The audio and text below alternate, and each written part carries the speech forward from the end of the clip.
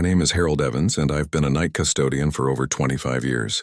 I started after my wife, Margaret, got sick, and we needed the insurance. When she passed away, I just never stopped. There's something peaceful about working when everyone else is asleep. The hum of vending machines, the echo of my mop across empty halls. I've cleaned everything from libraries to nursing homes, but for the last 10 years I've worked at Maple Hill Elementary, a small school in Brattleboro, Vermont. At this point, I know every noise that old brick building makes. The faint rattle of the radiators when the heat kicks in, the flicker of the hallway lights near the cafeteria, the squeak in the tile outside room 12 that I never could fix. I clock in at midnight sharp, work till 6, and most nights it feels like the building itself breathes with me. The kids know me too. During the day when I'm finishing up, they wave and say, "Hey, Mr. Harold." Little Annie Lewis from 2nd grade always asks if I've found ghosts while sweeping the gym.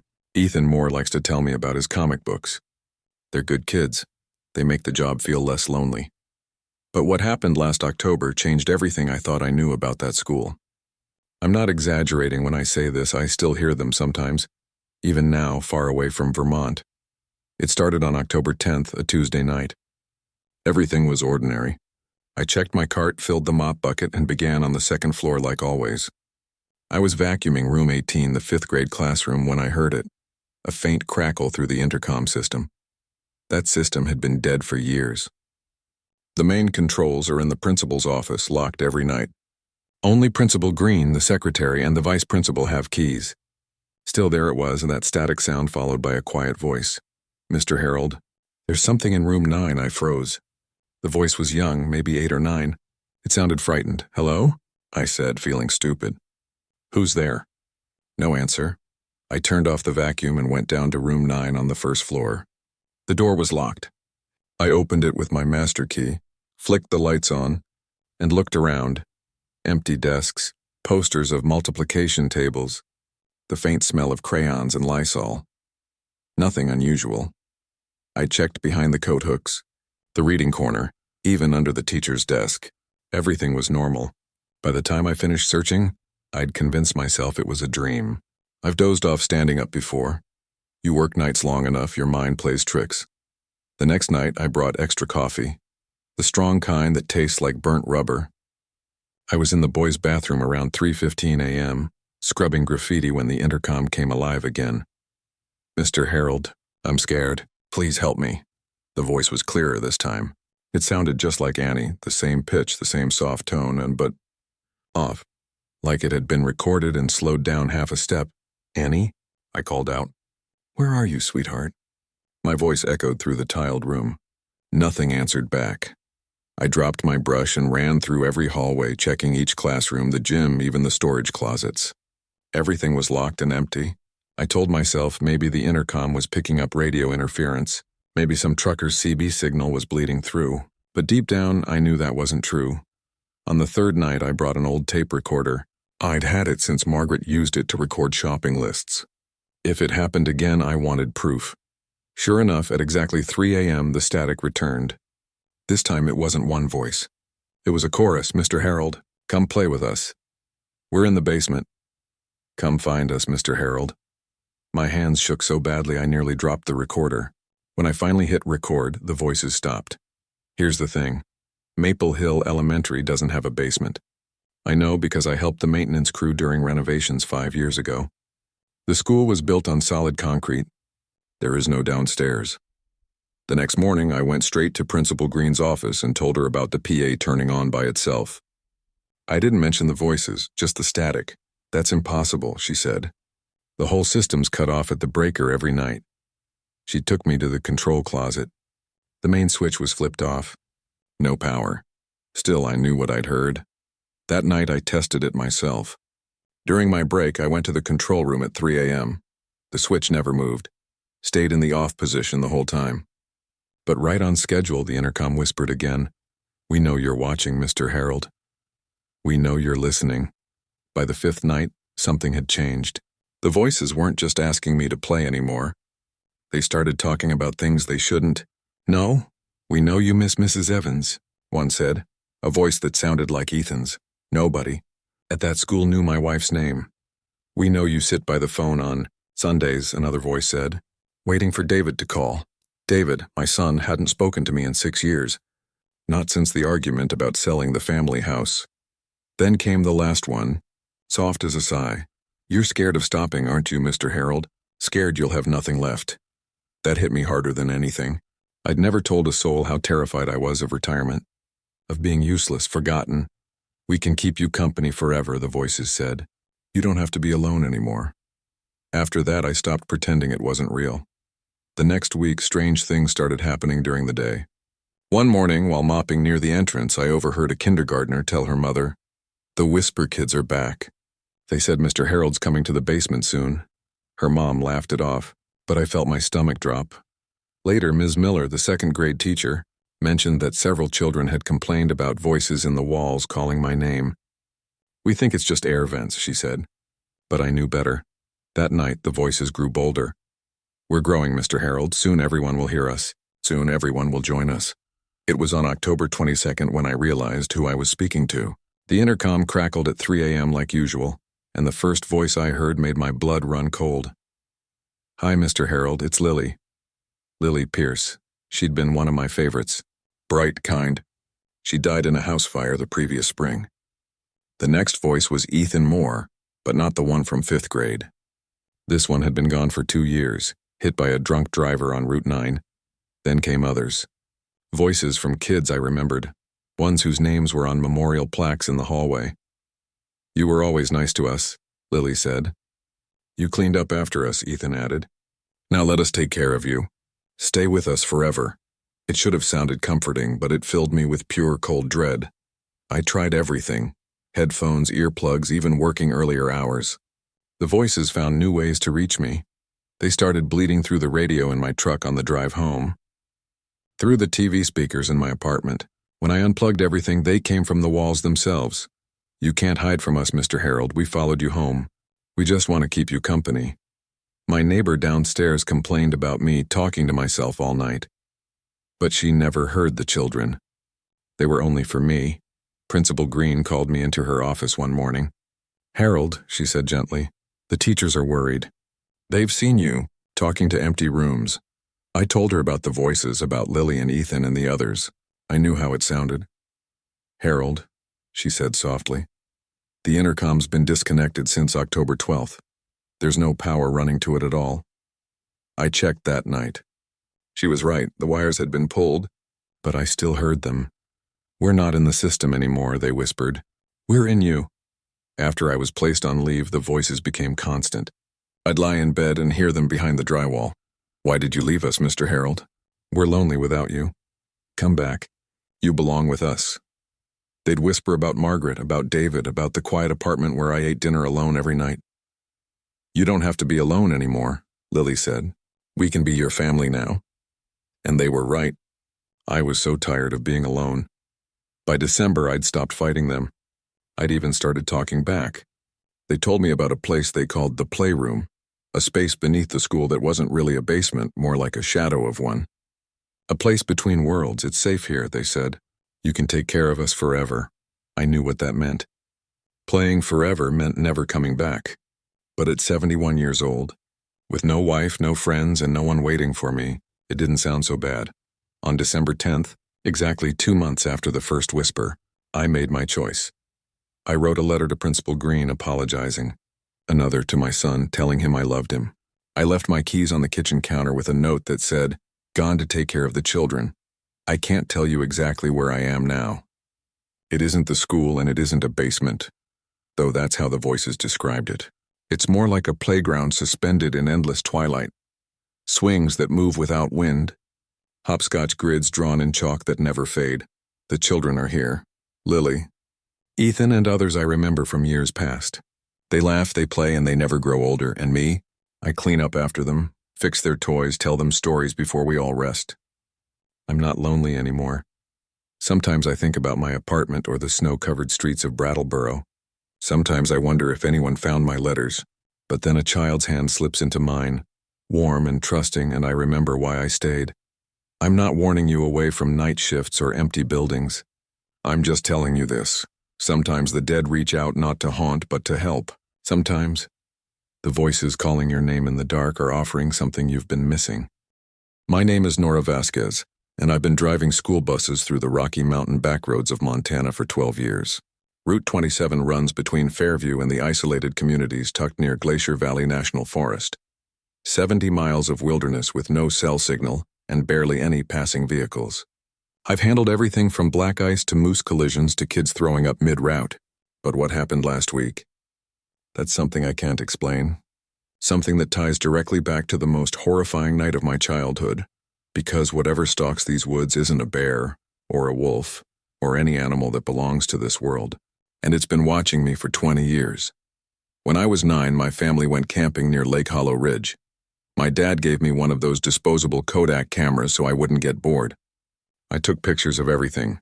Mushrooms, the campfire, my little brother sleeping in his tent. On the second day, I wandered off toward a shallow stream maybe 100 feet from camp. Through the camera's viewfinder, I saw what looked like a park ranger standing by the trees. Only, his head was wrong. It wasn't human. It was a massive coyote's head, too large with yellow eyes that reflected light like polished metal. He was dragging something wrapped in green tarp, the same color as the missing camper's tent we'd heard about on the radio that morning. I clicked 3 quick photos before he turned toward me. The flash caught its eyes. It dropped the tarp and started walking fast, too fast, straight toward me. I ran back screaming to my parents. That night, rangers found Ranger Carl Peterson's shredded uniform near the creek. They never found his body. When the photos came back developed, my parents went pale. The creature was there in every shot, standing between the trees wearing what was left of Peterson's uniform. One photo even showed a hand sticking out of the green tarp, wearing a gold wedding ring. The FBI took the photos as evidence. The official story said bear attack. My parents made me swear never to tell anyone what I'd seen. And I didn't. For 20 years. Until last Tuesday, October 23rd, 6:48 a.m. Route 27 eastbound. I was running late because Bus 15's radio had been acting up. Static every time we hit mile marker 46. The mechanic said it was just interference from the cliffs. 14 kids on board, kindergarten through 8th grade. It was picture day at Silver Creek Elementary. As we approached the school, I did my usual mirror check. Left, right, inside. That's when I saw it. At the tree line behind us, tall as a telephone pole, wolf head, shredded uniform. The same thing from my childhood photos. My knuckles whitened on the steering wheel. "Miss Nora, you okay?" asked Tyler, one of the older boys. "Just tired," I lied. I dropped the kids off and watched every one of them run safely inside before letting myself breathe. But as I sat in the driver's seat, the radio hissed to life, and in a voice I'll never forget came through. Deep, ragged, wet. "Hello? Little photographer." That afternoon, the real nightmare began. As I picked the kids up for their trip home, the radio kept glitching, not static this time, but growling. And underneath it, words. "I've been waiting 20 years for you to come back to my valley." I turned the volume down so the kids wouldn't hear, but the voice kept going through the earpiece. "Do you still have those pictures, little girl?" My blood went cold. I did still have them. The 3 photos, plus the negatives hidden in a box under my bed. We were nearing mile marker 46 when I noticed the trees. Deep claw marks carved into the trunks, and hanging from one branch about 8 feet up was a torn strip of green tarp. "You documented my kill," the voice said. "You showed them what I am." They buried the truth. In my side mirror, something moved between the trees, huge, fast, keeping pace with the bus. "Miss Nora," said Ellie, a second grader. "There's something big running next to us." The older kids crowded the right windows. "It's on 2 legs," someone shouted. "It's wearing clothes." "Everybody sit down now," I barked.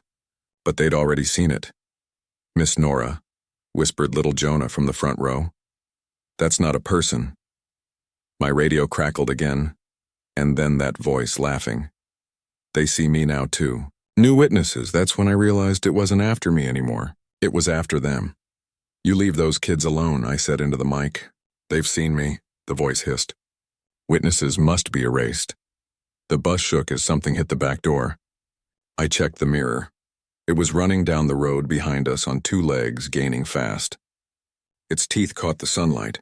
Its eyes glowed. I slammed the accelerator. 60, 70, 80. The bus engine screamed, but the creature was still keeping pace. "You can't outrun me," the voice said through the radio. "I know where each of them sleeps. I know which one dreams about monsters."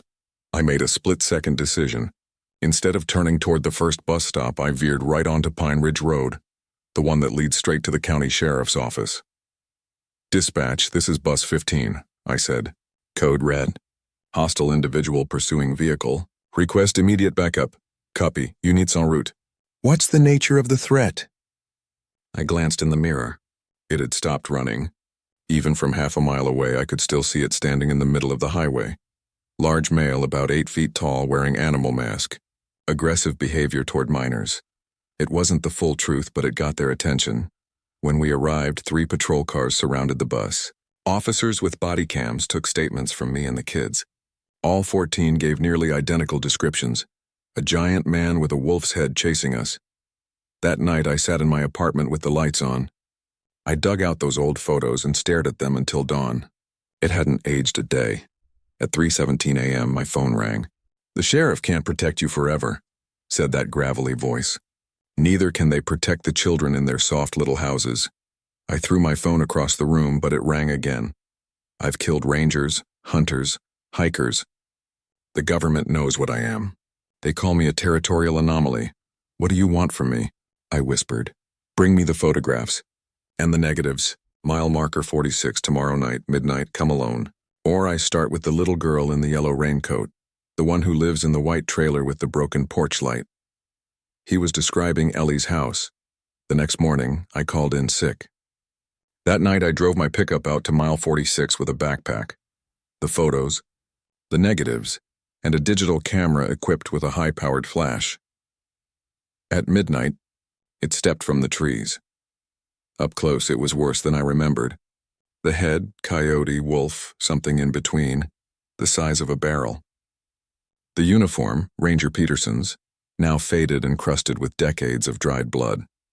Pinned across its chest were dozens of name tags, hikers, officers, campers, people who had vanished across Montana. "You brought them," it rasped. "I did," I said. "But tell me why."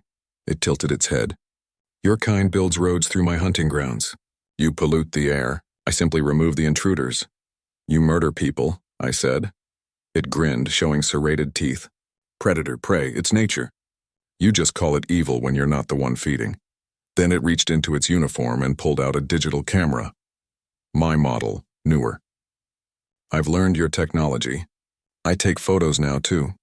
Keeps record of the hunt." It snapped a photo of me. The flash made my vision white out. "You're going to help me," it said. "You drive through my valley twice a day. You bring me food. All I ask is a mechanical problem once in a while," I pretended to think. "And if I refuse?" "I start with the small ones first." It stepped closer. I reached into my backpack.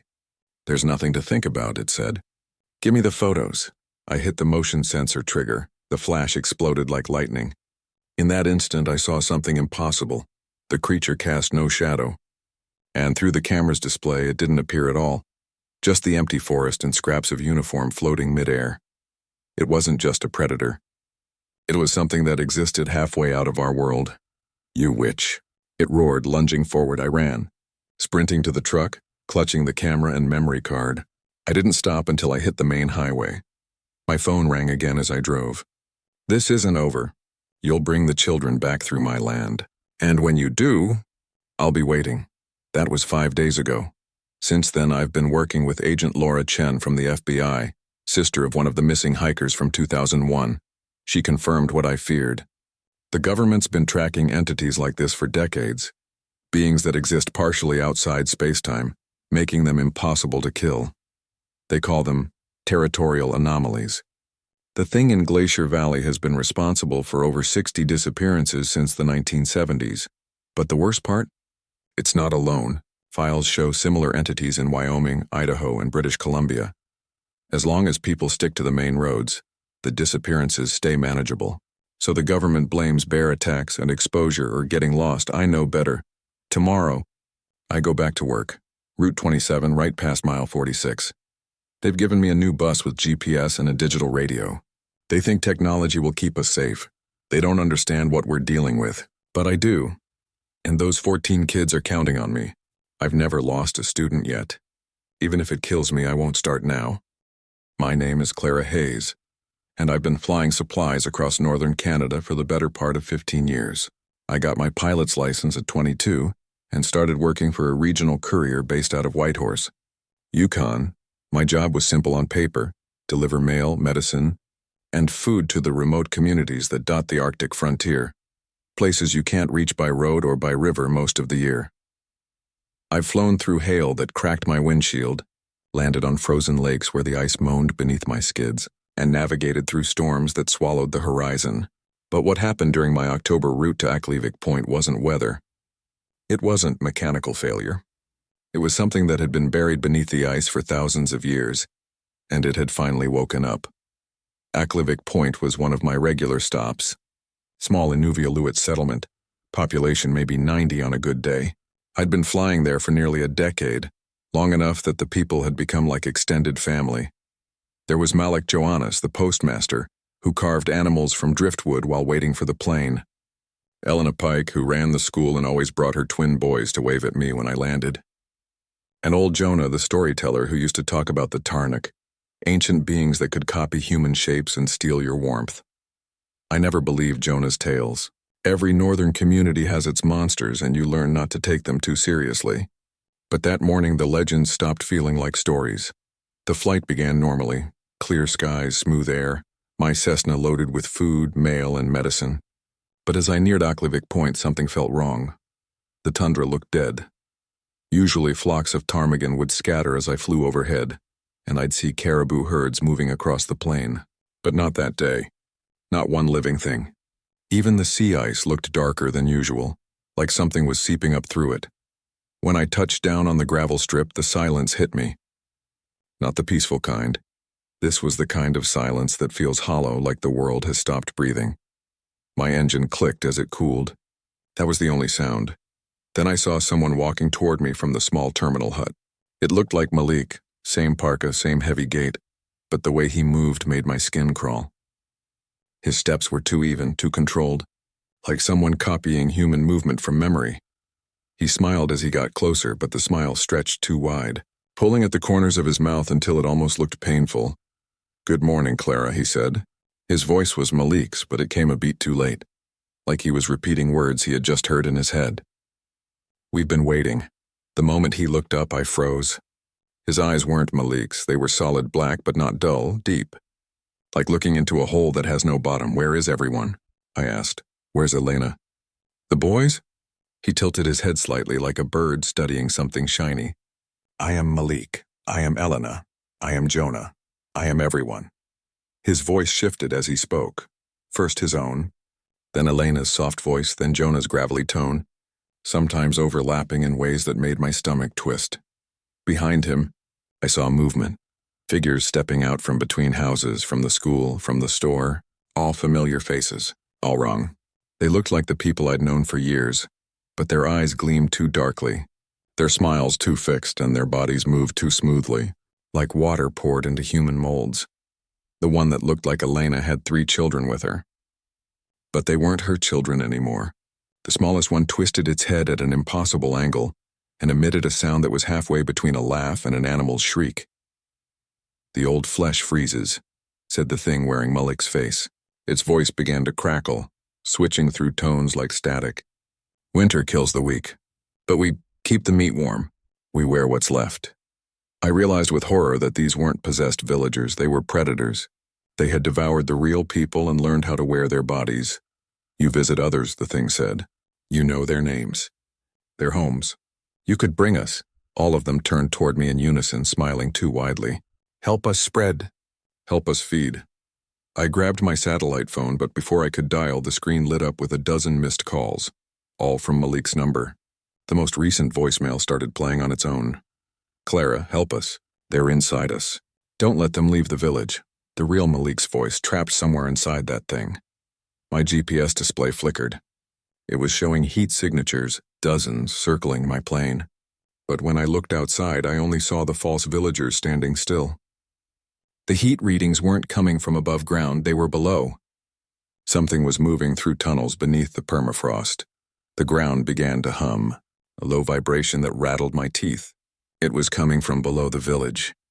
The mother stirs. The chorus of voices said together. The deep ice melts. She needs new children. Then the earth cracked. From beneath the runway, something began to rise, something pale and glistening, slick with ice. As it surfaced, I saw the truth of what had been living down there. It was enormous, the size of a freight car, its body made of twisted sinew and faces. Hundreds of faces. Men, women, children, all pressed into its flesh. Mouths opening and closing, eyes rolling in silent screams. I ran for the plane. The thing pretending to be Malik lunged, its limbs stretching in ways no bone should allow, its mouth unhinged, rows of teeth unfolding inside like a shark's. I slammed the cockpit door shut and started the engine. The false villagers formed a half circle around me, not attacking, just watching as if waiting for something. That's when I saw the fuel stains beneath my wing. They'd drained my tanks. My stomach dropped. I had maybe 5 minutes of power, enough for a desperate gamble. Not much else. Then I heard it, faint voices, whispering from inside the creatures themselves. We're still here. Clara, inside, dump the cargo, go. It was Elena's real voice, the trapped consciousness of the woman I'd known, speaking from within her own stolen body. I tore open the cargo bay and threw out every mail sack, every box of supplies, anything that added weight. The ground was shaking harder now. The mother was pulling herself fully free, the faces on her body twitching like trapped souls. I slammed the throttle forward and roared down the strip. The creature's tentacles whipped out, clawing the air behind me, but I lifted off just as they scraped the ground beneath my tail. I thought I was safe, until I saw movement in my rearview mirror. 3 shapes launched from the village, flapping with unnatural wings, flesh stretched tight like bat leather, their faces still human. They were flying after me. One slammed into my wing, gripping the metal with black claws. I saw its face through the glass. Malik, or what was left of him, his eyes pleading while his mouth snapped open to reveal rows of teeth that weren't his. I rolled the plane violently, throwing him off, but the others were still closing in. My fuel was dropping fast and the engine coughed in protest. The contaminated mix they'd left me was eating through the lines. I hit the emergency radio. Mayday, Mayday, this is Flight 21 Echo en route from Aklavik Point. Hostile biological entities. Repeat, hostile entities, a burst of static. Then a gravelly voice. This is Darren Klein out of Dawson Base. I copy. Clara. We've been getting strange reports. Villages going quiet, then coming back online, but something's off. They think it's some kind of organism thawing out of the permafrost. Darren, they're chasing me. If I go down, they'll spread. Understood. There's an emergency strip at mile 62. I've got fuel and fire waiting. Can you make it? I'll try. The first creature slammed into the tail. The plane jolted sideways. I dove, leveling out just before the trees. I could see the mining strip ahead. Darren's truck parked beside a supply crate. I cut the engine to glide. The cockpit fogged from my breath. The last of the fuel burned out. The lead creature landed on my windshield, its face inches from mine. It spoke with Malik's real voice. End it. Don't let them use me anymore. For a second, I saw tears in those alien eyes, his soul still buried inside, begging for death. I hit the ground hard. The plane bounced, skidded, and came to rest 50 yards from Darren's truck.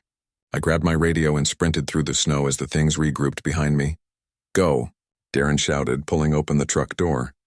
We gunned it toward his backup aircraft, a twin-engine Otter. Behind us, the creatures gathered in a perfect line, watching silently as we took off. They didn't chase us this time. They just stood there learning. A week later, the Canadian government sealed off the entire region. Environmental Containment Zone, they called it. The locals knew better. They sent in military units with flamethrowers and explosives. They found tunnels stretching for miles under the permafrost lined with bones, some centuries old. But they never found the mother. Seismic sensors still pick up movement under the ice heading south. I moved to Vancouver after that, but I haven't stopped watching the northern news. Every time a community reports strange wildlife or people behaving subtly wrong, I feel that same dread crawl back under my skin. And the phone calls started again. 3 times a week. My phone rings. Malik's voice, Elena's, even Jonah's, we're still here, Clara, still inside. Please help us, but I know it isn't them. It's the things wearing their faces, using their voices to call me back. The scientists say climate change is melting permafrost faster than ever. They talk about diseases, methane, lost ice sheets, but they never mention the other things, the ancient predators thawing out with the ice, the ones that learned to mimic us before we even learned to speak. My name is David Kepler, and I've been a wilderness survival instructor and hunting guide in the Yukon Territory for more than 15 years. In that time, I've taught hundreds of people how to survive when nature stops playing fair, how to build fire in freezing wind, how to navigate in whiteouts, how to keep your mind from cracking when the silence gets too deep. I've pulled half-dead tourists out of icy rivers, patched hunters mauled by grizzlies, and led military trainees through terrain that would drive most people insane. Out here, you either respect the land or it kills you.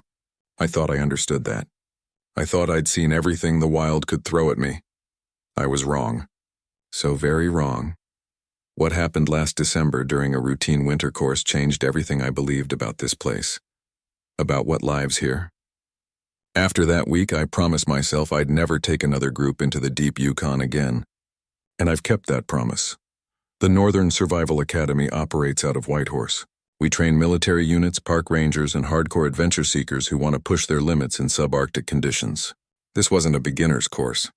It was a 3-day advanced winter survival program, with participants who knew their way around the wilderness. There were 4 clients, Sergeant Alex McKenzie and Corporal Brian Heller, both Canadian Rangers preparing for Arctic deployment, Elena Mraz, a professional wildlife photographer from Toronto, and Dr. Stephen Rourke, a climatologist studying permafrost melt patterns. They were smart, disciplined, and well-prepared. We took off from Whitehorse in a chartered bush plane piloted by Grant Holbrook, an old friend of mine who'd flown with me on a dozen trips before. The destination, a remote frozen lake deep within the Ogilvie Mountains about 100 miles from the nearest road. When we landed, the sky was a hard, endless blue. The sun was low, painting everything in cold gold light. The air was so crisp it felt like glass.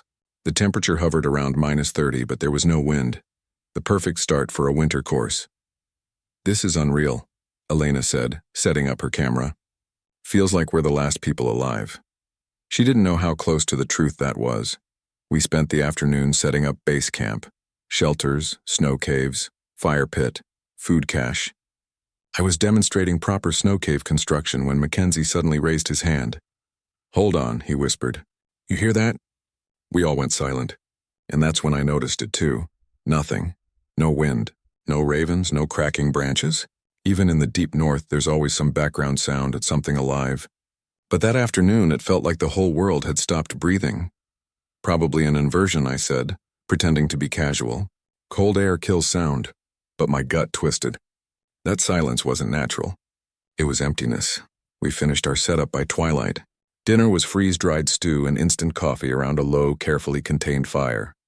Spirits were high, but nobody lingered outside after lights out. The air had that strange, hollow stillness that makes you feel watched. I woke to screaming at 2:17 a.m. My instincts kicked in before my brain did. I was out of my snow shelter. Knife in hand, flashlight cutting through the frost. "Elena," I shouted. Her screams stopped instantly. I sprinted to her tent, my boots crunching on the ice. The tent was intact, no claw marks, no rips. The others emerged behind me, faces pale and wild. "Elena," I said again. A trembling voice came from inside. Something was scratching at my tent. The 2 rangers swept their flashlights around, scanning the snow. There were no footprints, no animal tracks, just faint depressions in the snow near her tent. Long, thin shapes, too even to be claws, too distorted to be human. What the hell made those? Heller muttered. I crouched to look closer. The impressions were almost like hands. Human-sized, but with claw-like extensions at the fingertips. "Could be a wolverine," I lied. "Wolverines don't do this," Mackenzie said flatly. He was right. We set up a rotating night watch after that. The rest of the night passed without another incident, but nobody really slept. At sunrise, I made a decision. We're breaking camp. Moving north. There's better terrain for drills. That was a lie. I just wanted us away from that spot. The trek through the snow was brutal. The cold bit through every layer. The silence stayed with us, so thick it felt like pressure in the ears. Even the trees looked wrong. The trunks were too smooth, the shadows too long. Around noon, we stopped for food. Dr. Rourke checked his GPS and frowned. "This can't be right," he said. "It says we're 12 kilometers east of where we should be." I checked my own. Same thing. 2 devices, both showing impossible data. Magnetic interference, I offered weakly. But even our compasses started drifting. That's when Elena spoke, her voice barely a whisper. "Look at those trees." A cluster of spruces ahead was marked. Deep grooves carved vertically into the bark. Not natural marks. Symbols. Mackenzie ran his glove along one of them. "Not tool work," he said. "These were gouged in. With claws." The patterns were arranged in precise lines, almost like writing. I'd seen old First Nations pictographs, but this was different. Primitive, yet deliberate. We kept moving, but the markings followed, etched into more trees, forming a wide, invisible circle. By dusk, I called for camp. We found a small rise between boulders, good sight lines on 3 sides. As the rangers set up defenses, Dr. Rourke called me over to another marked tree. "David," he said quietly, "the sap's still fresh." He pointed at the base, and I saw them. Tracks. They looked human, bipedal, the size of adult feet, but stretched, too narrow, ending in sharp claw tips. "What makes prints like that?" Heller whispered. No one answered. We packed immediately and began heading back toward the lake. But within an hour, the route was wrong again. Valleys in the wrong places, streams flowing the opposite way. Even the mountains looked rearranged. "This doesn't make sense," Dr. Rourke said. "It's like the terrain's changing." That's when the first howl rose through the cold. It came from far north, low, trembling, almost human. Then another closer, then another from behind. We formed a defensive circle, weapons drawn, flares ready. Shapes moved between the trees, tall, pale, impossibly thin. They moved on 2 legs but with an animal's grace. "I've got eyes north," Mackenzie shouted. "Movement!" My flashlight caught a glimpse of one. It ducked behind a tree, but for a moment I saw it. Human-shaped but stretched, the skin white as snow, limbs long and wrong. "They're not animals," Elena whispered. Then came the voices. Garbled, fragmented, almost words, like people trying to speak through broken mouths. "They're communicating," Dr. Rourke said. He didn't finish, because that's when one stepped into the open. It stood maybe 7 feet tall, skeletal and pale. Its clothes, when what little remained, looked like a torn parka, half frozen to its skin. Its eyes were entirely black, no whites, and when it spoke, the voice was twisted and wet. "Help me," Elena gasped. The creature lifted one hand, trembling. Cold. So cold. Behind it, more shapes emerged. Dozens. All wearing scraps of human gear. Rucksacks, gloves, torn uniforms. "They were people," Dr. Rourke whispered. "Please," one creature rasped. "Hungry? So hungry. What happened to you?" I called out. The first creature tilted its head. "Cold cave found thing made us better." "Better for what?" Its mouth twisted into a hideous grin. "Better for hunting." They attacked. The first one hit Mackenzie like a freight train. He fired 2 shots center mass and it barely flinched. Its claws raked across his parka, tearing through to flesh. "Elena, flare," I shouted. The flare hit one creature in the face. It screamed, and a sound like metal tearing and stumbled back, smoking. "They hate fire." I yelled. We lit every flare we had, throwing them in a circle. The creatures shrieked, retreating to the shadows, but we were running out fast. "There's a cave," I shouted, spotting a narrow opening in the rocks. "Go!" We sprinted through the snow.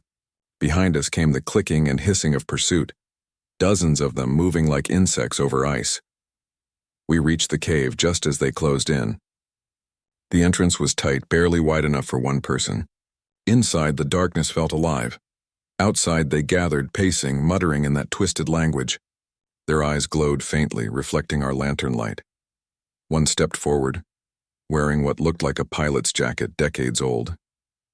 "You will join us," it said. "No cold, no pain. Only hunt. What's in the cave?" I demanded. "What changed you?" The creature's jaw cracked wider. "Ancient. Sleeping under ice, waiting. Warmer world woke it. We serve now." The others began moving again, pressing closer. "We had maybe 3 flares left. I knew someone had to stay." "There's a back exit," I lied. "I'll draw them off." "David," Elena started. But I didn't let her finish. I grabbed the flares and ran. The last thing I remember clearly is light, fire and snow and teeth. When I woke, everything was different. The cold didn't bite anymore. My heartbeat was slow. My vision was sharp, too sharp. I could hear the smallest things, ice cracking miles away, the whisper of wind through frozen trees, and I was hungry. They brought me into the cave, deep beneath the permafrost, where something ancient pulsed like a heartbeat. It whispered in a language older than humanity. It promised strength, survival, freedom from death and cold, and I said yes. That was 8 months ago. My clients survived, barely. They told the authorities about monsters in the wilderness. Nobody believed them. Hypothermia, trauma, hallucination. That's what the report said. But I'm still out here, and it's growing stronger. My name is Eli Barrett, and I've been running heavy machinery for nearly 20 years. Started right out of high school in Whitehorse, Yukon, working small road crews and logging outfits. Learned how to handle excavators, bulldozers, graders, anything with tracks and a diesel engine.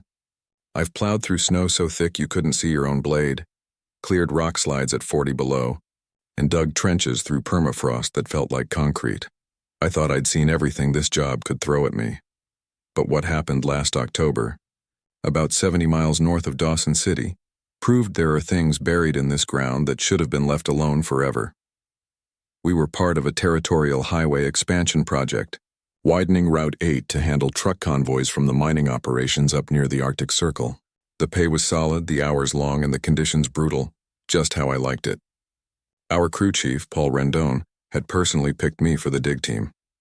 I was in charge of the Komatsu PC-490, a 50-ton machine with a 30-foot reach, my pride and joy. I'd kept her running smoother than a new pickup, fresh hydraulics, clean filters, new treads. That morning she was purring like a snowcat in idle. The ground was tougher than usual.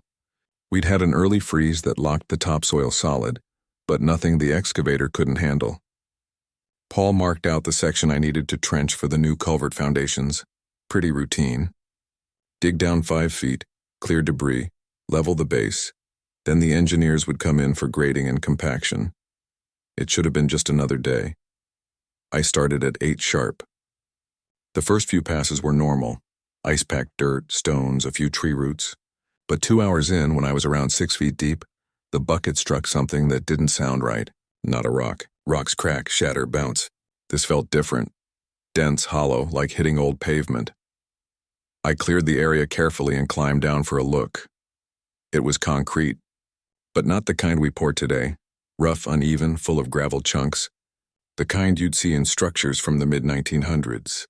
And there were markings on it, etched letters, maybe symbols scuffed but still visible. They weren't English. They looked Cyrillic, Russian. I called Paul over. He swore under his breath, radioed our project supervisor, Tom Hendricks, and told me to rope off the area. Tom drove up from Mayo the same afternoon, snapped photos, and made some calls to the Yukon Heritage Department. By the next morning, we had a small convoy of government trucks and a team of archaeologists on site. The lead was Dr. Lydia Korovin, a historian from the University of Alberta. She confirmed what we'd stumbled on, a Cold War-era Soviet research outpost. The lettering was definitely Russian, and the design matched other declassified facilities from the 1950s and 60s. According to her, during the height of the Cold War, the Soviets built dozens of listening posts and experimental labs in the far north, sometimes even across the border under assumed ownership. The permafrost made a perfect vault for secrecy. As we cleared more soil, the structure's size became clear. A massive concrete bunker, roughly the size of a hockey rink, buried under 12 feet of frozen earth. The entrance was on the southern side, a thick, steel door sealed in concrete and reinforced with rusted beams. There were ventilation shafts that had been filled in and what looked like electrical conduits cut clean and apt. Dr. Korovin ran a Geiger counter. No radiation. Whatever this place was, it hadn't been nuclear. After some red tape wrangling, the government gave her team permission to open the entrance for a controlled survey. My excavator spent the better part of a day carefully chipping away the concrete. Beneath it, the steel blast door sat like a rusted scar across the tundra. Its locking mechanism was fused solid, so we used cutting torches to slice through the hinges. When the door finally groaned open, a wave of air escaped, cold, stale, and wrong. It didn't smell like rot or mold, but something else. Organic, damp, like fur soaked in blood and left to freeze. Dr. Korovin went in first with a flashlight and air monitor.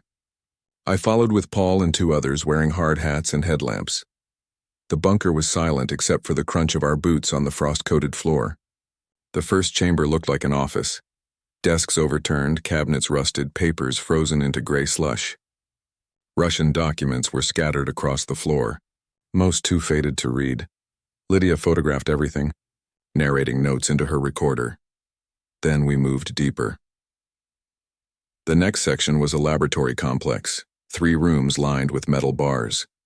At first I thought they were kennels for sled dogs, but the scale was off.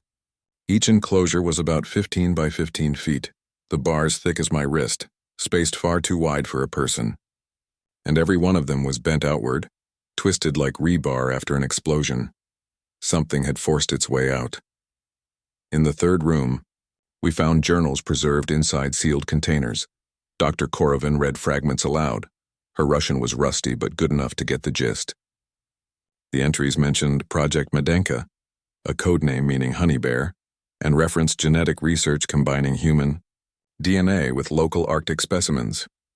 The pages were filled with tables, growth rates, behavior logs, injections labeled with chemical formulas. One entry dated March 12, 1963, recorded Subject 07 exhibiting extreme aggression and rapid morphological adaptation. The note ended abruptly. Containment breach. Initiating protocol sever. We didn't know what that meant, but we were about to find out. At the far end of the complex was a circular chamber with a hole in the center, a shaft about 12 feet wide, lined with old metal rungs leading down into darkness. The air that drifted from below was colder than the surrounding bunker and smelled like whetstone. Paul lowered a flashlight and rope. The beam vanished into black before we hit bottom. We guessed maybe 60 feet. I volunteered to go down. I'd done confined space rescues before, and curiosity was eating me alive.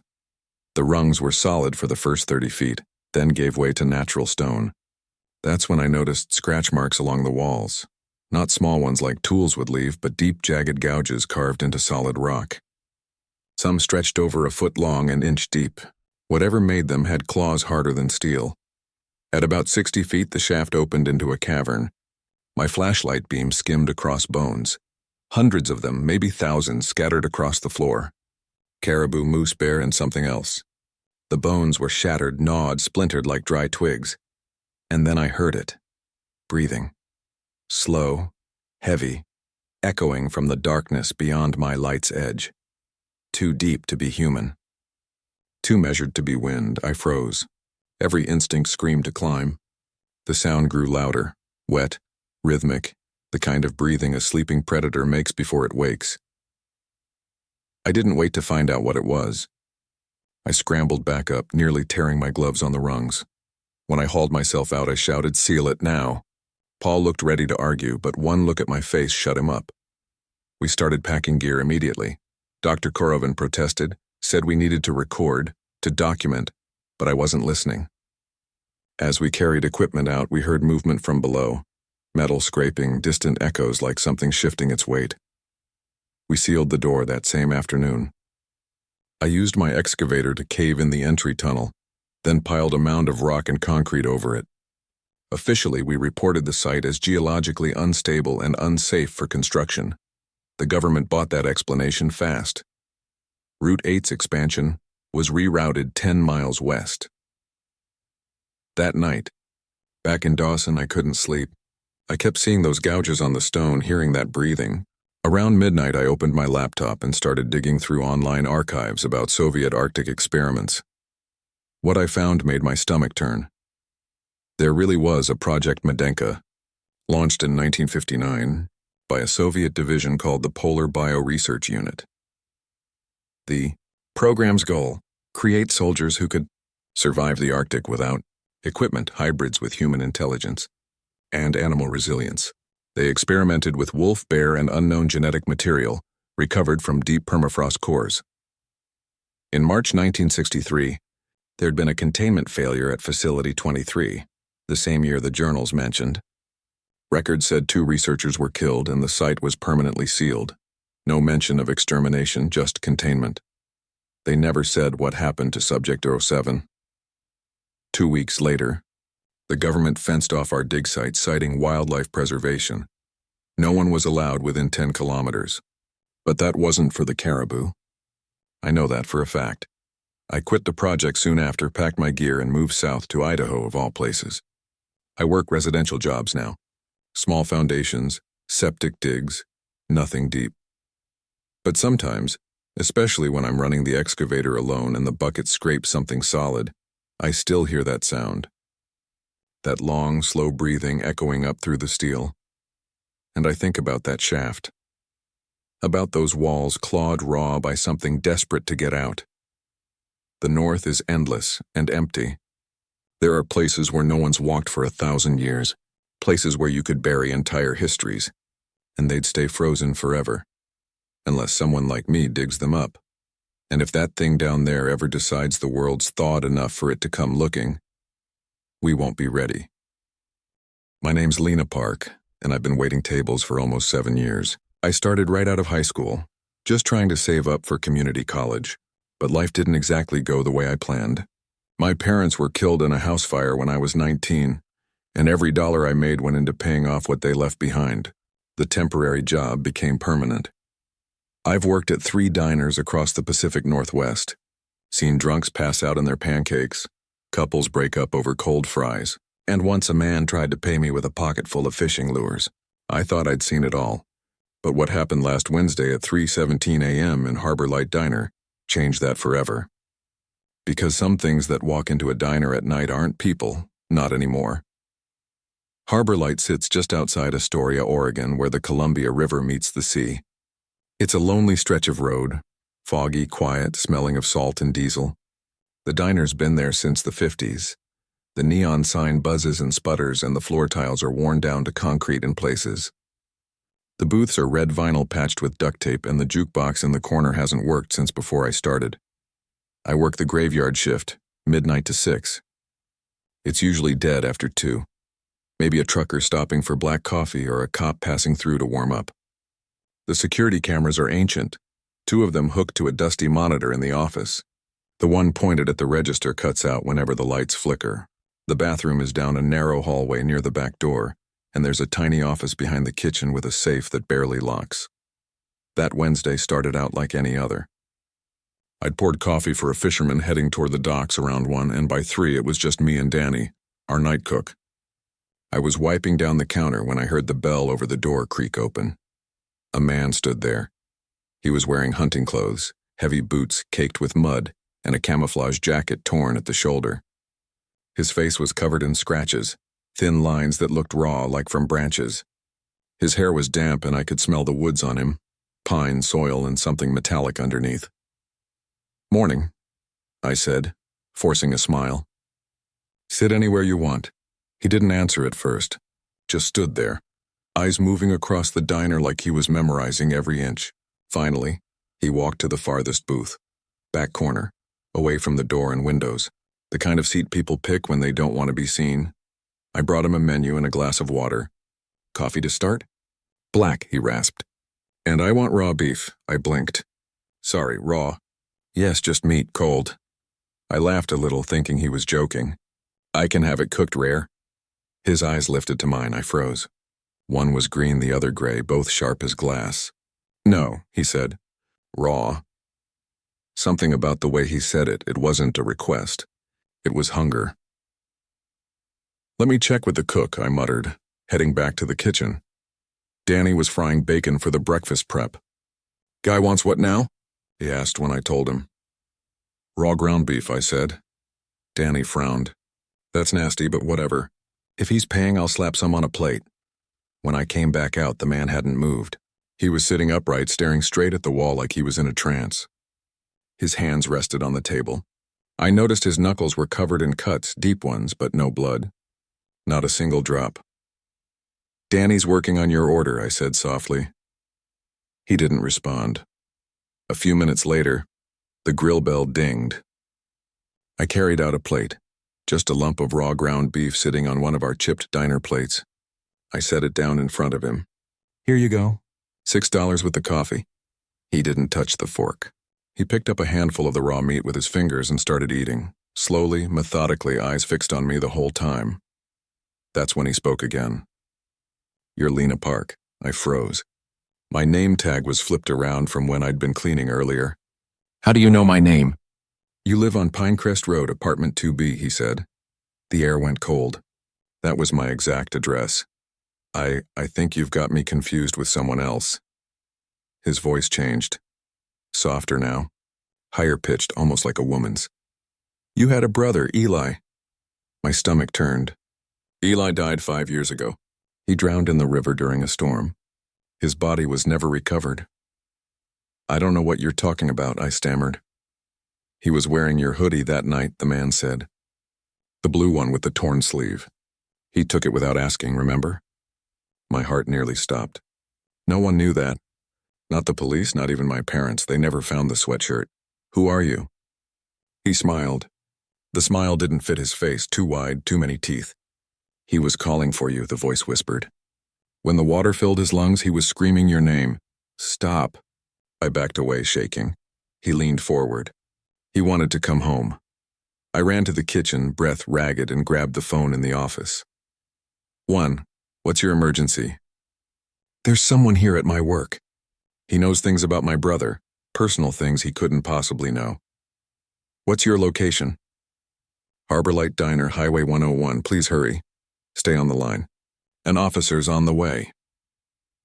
Through the pass-through window, I could see him sitting there, perfectly still. Then I noticed something impossible.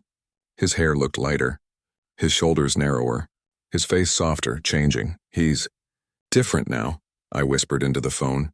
He looks wrong. How different? The operator asked. He looks like my brother, I said.